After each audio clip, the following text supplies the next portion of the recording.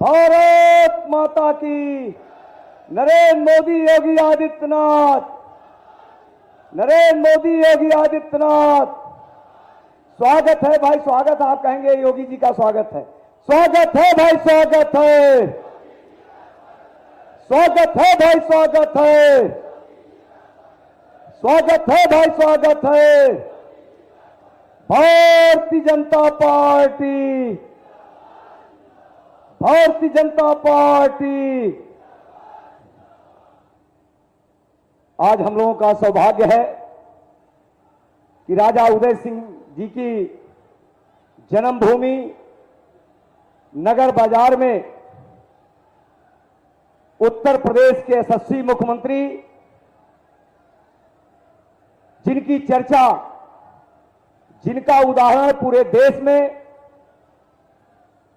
कि मुख्यमंत्री हो तो ऐसा हो, ऐसे जिनको हम सब लोग एक विकास पुरुष के नाम पर उत्तर प्रदेश को विकास के रास्ते पर ले जाने वाला मुख्यमंत्री हम सब जानते हैं, जिन्होंने उत्तर प्रदेश में कानून का राज स्थापित किया, जिन्होंने उत्तर प्रदेश को एक उत्तम प्रदेश बनाने का संकल्प पूरा किया। ऐसे पूज्य हमारे उत्तर प्रदेश के मुख्यमंत्री जी पूज्य योगी आदित्यनाथ जी महाराज का मैं बस्ती की पुण्यभूमि पर, राजा उदय सिंह जी की जन्मभूमि पर माननीय मुख्यमंत्री जी का हार्दिक स्वागत, अभिनंदन, वंदन करता हूं।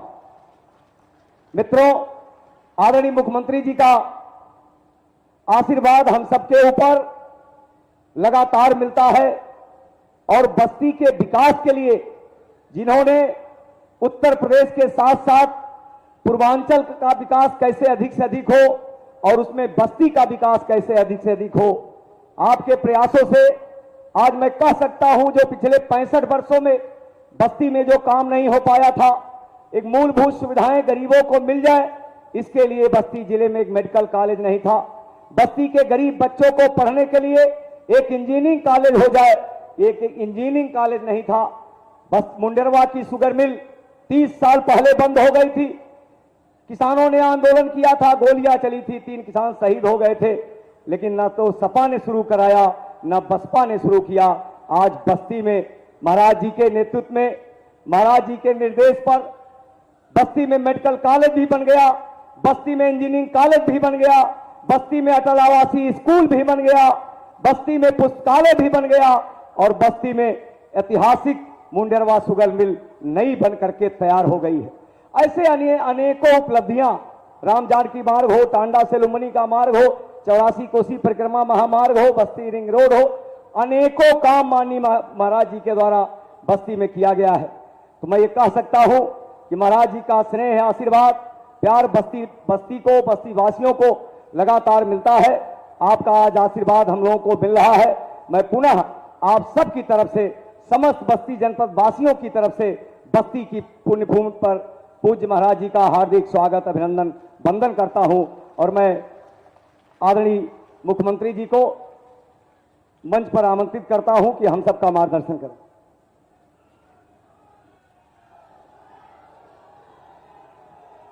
भारत माता की, भारत माता की, भारत माता की। वंदे वंदे वंदे। महर्षि वशिष्ठ की पावन धरा, आचार्य रामचंद्र शुक्ल जैसे महान साहित्यकारों ने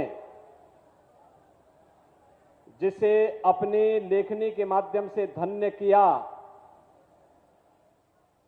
महाराजा उदय प्रताप सिंह जैसे क्रांतिकारी राजाओं के शौर्य और प्रताप का स्नेह जिस बस्ती को प्राप्त हुआ है, इस बस्ती की पावन धरा को कोटि कोटि नमन करते हुए आप सभी मतदाता भाइयों और बहनों का मैं हृदय से अभिनंदन करता हूं, स्वागत करता हूं। मंच पर उपस्थित उत्तर प्रदेश सरकार में मेरे मंत्रिमंडल के सहयोगी श्री राकेश सचान जी, जिलाध्यक्ष श्री विवेकानंद मिश्र जी,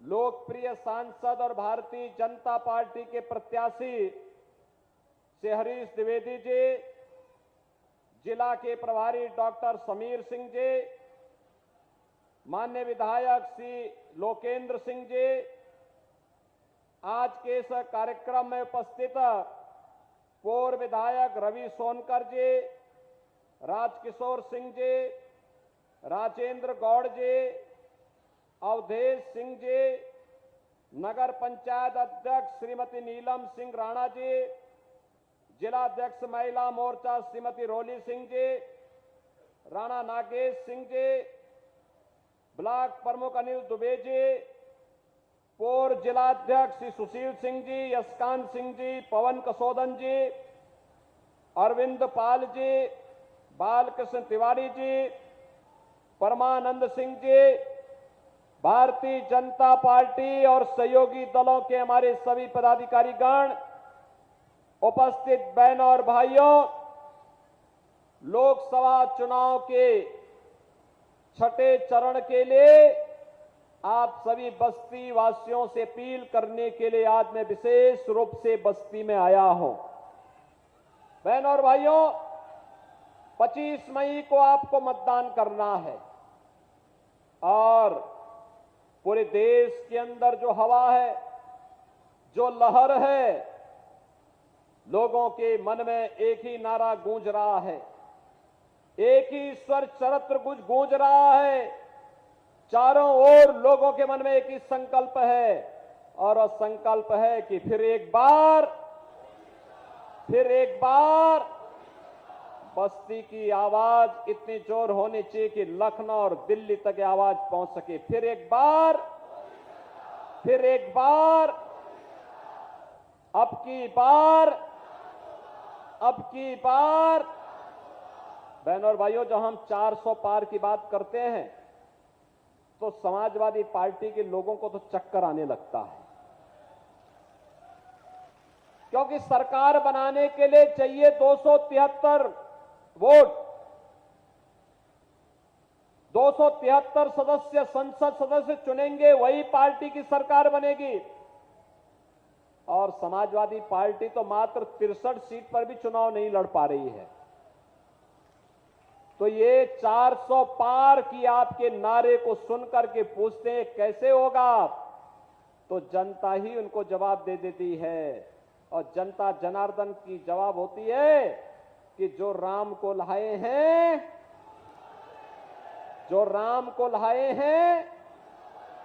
बहनों और भाइयों, ये महर्षि वशिष्ठ की धरा है और भगवान राम, भरत, शत्रुघ्न, लक्ष्मण, शत्रुघ्न के लिए यहीं पर पुत्रेष्टि यज्ञ मखोड़ा धाम में हुआ था। ये वही धरा है और इसीलिए मैं आज आपका आह्वान करने के लिए आया हूं।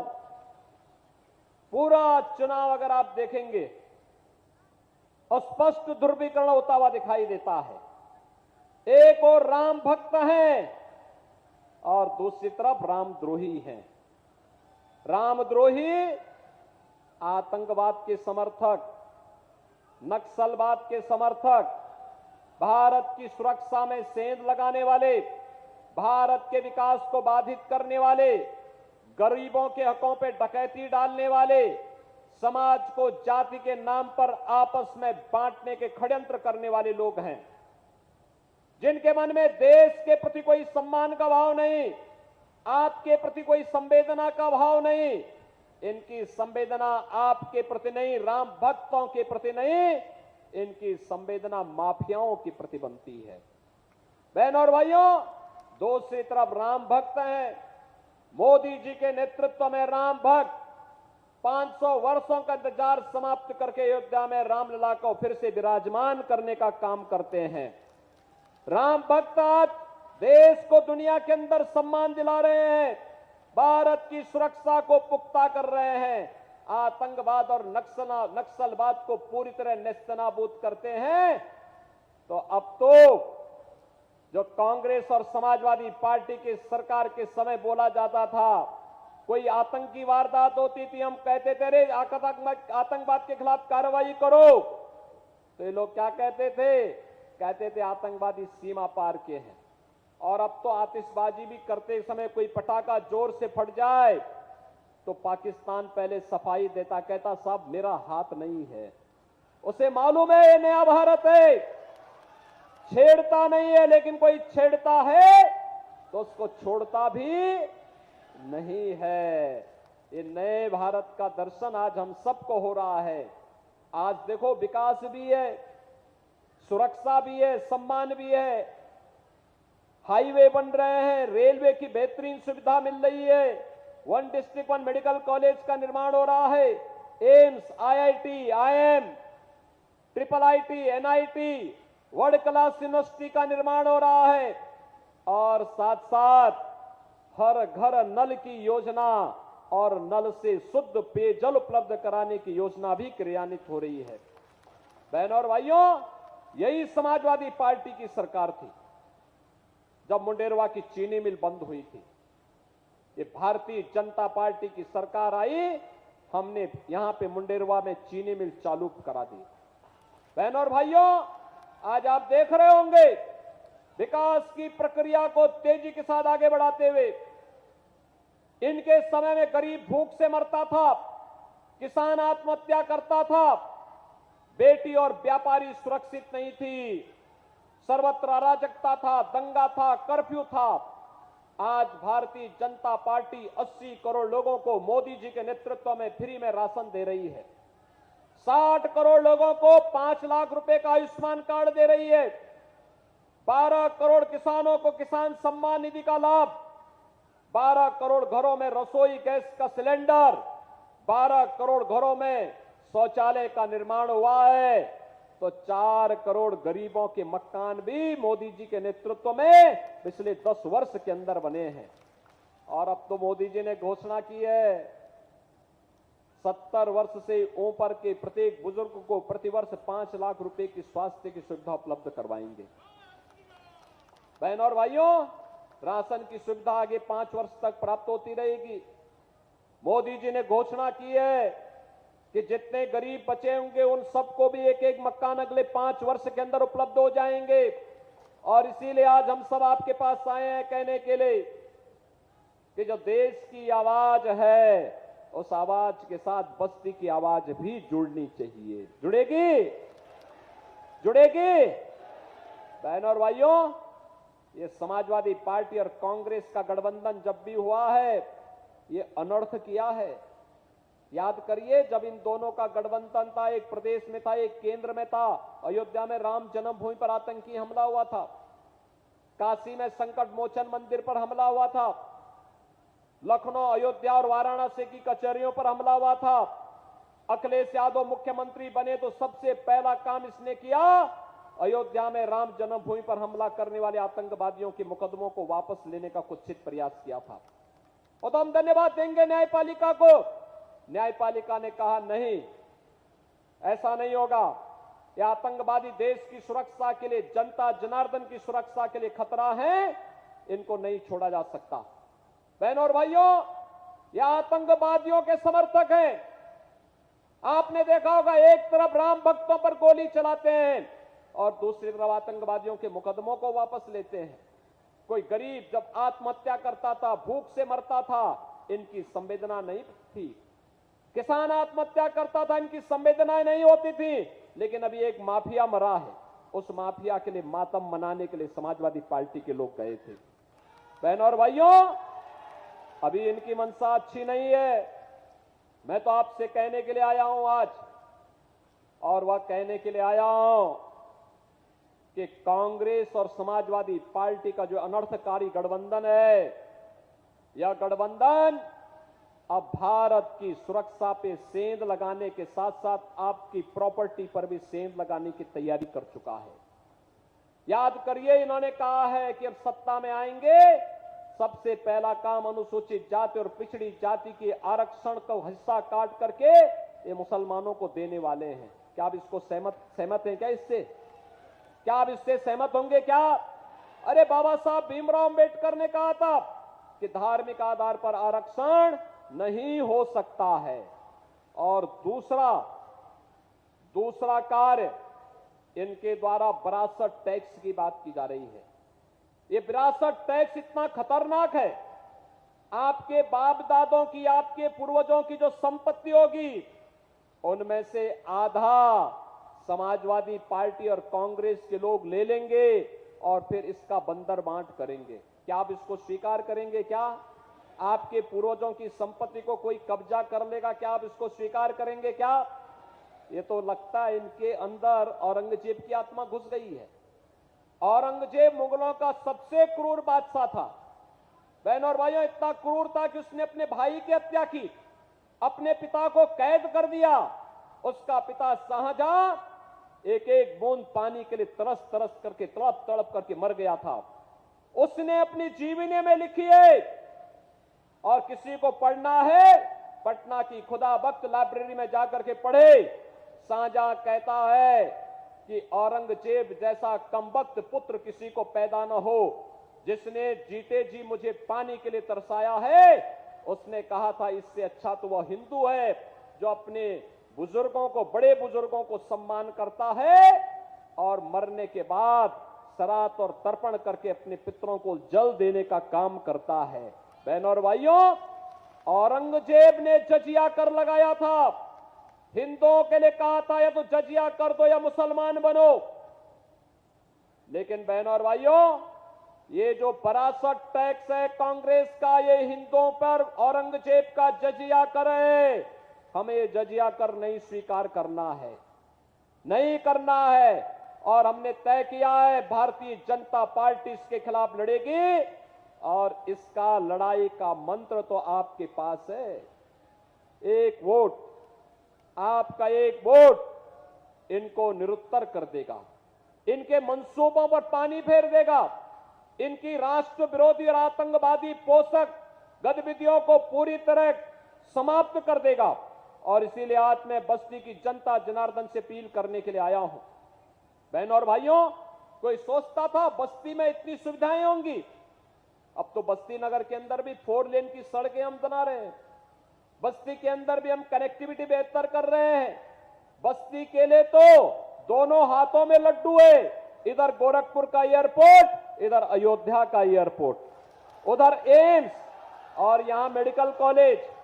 सिद्धार्थनगर में माधव बाबू के नाम पर मेडिकल कॉलेज, यहां महर्षि वशिष्ठ के नाम पे मेडिकल कॉलेज, यहां पे मुंडेरवा चीनी मिल भी चल रही है। और अन्य विकास के कार्यों को तेजी के साथ आगे बढ़ाने के लिए अटल आवासीय विद्यालय भी भारतीय जनता पार्टी आप सबको दे रही है, जिसमें अनाथ और श्रमिकों के बच्चों को पढ़ाया जा रहा है। और इसीलिए मैं आपसे कहने के लिए आया हूं, भारतीय जनता पार्टी ने अपने लोकप्रिय सांसद श्री हरीश द्विवेदी को फिर से अपना प्रत्याशी बनाकर के आपके बीच उतारा है। हरीश द्विवेदी चुनाव जीत के जाएंगे, चुनाव जिता करके भेजेंगे हरीश द्विवेदी को। दोनों हाथ ला करके मुझे बताओ, दोनों हाथ ला करके, जहां तक मेरी आवाज जा रही है दोनों हाथ उठने चाहिए। इस बार की आवाज से भी दोनों हाथ लाओ जहां तक आवाज जा रही है। लेकिन बहनों और भाइयों, चुनाव जिताने के लिए 3 दिन बाकी है। आपको कुछ कार्य करने होंगे, करेंगे? मेरी बात मानेंगे? क्या काम करना है बताओ? पहला काम, आप में से हर व्यक्ति 5-5 घर जनसंपर्क करने के लिए जाएगा। उन लोगों को मेरा संदेशा देगा कि राम भक्तों की सरकार फिर से बननी है, और जो देश की आवाज है कि जो राम को लाए हैं हम उनको लाएंगे, इस आवाज के साथ लोगों को जोड़ना। जोड़ेंगे। आप में से हर व्यक्ति 15 घरों में कमल खिलाने का काम करेगा। और चुनाव के दिन उन 15 घरों को मतदान केंद्र में ले जाकर के मतदान कराना है 10 बजे के अंदर। करा देंगे? करेंगे? सभी लोग सहमत हैं? अरे आपसे ज्यादा उत्साह इन माताओं और बहनों में है। आपको लगता है कि ज्यादा गर्मी लग जा रही है क्या? अरे गर्मी है, टेम्परेचर है, लेकिन चुनाव के लिए, अरे 5 साल के लिए एक अच्छी सरकार रहे, इसके लिए 5 दिन की गर्मी सहने की तैयारी हमें करनी चाहिए। सहमत हैं? तो आत्म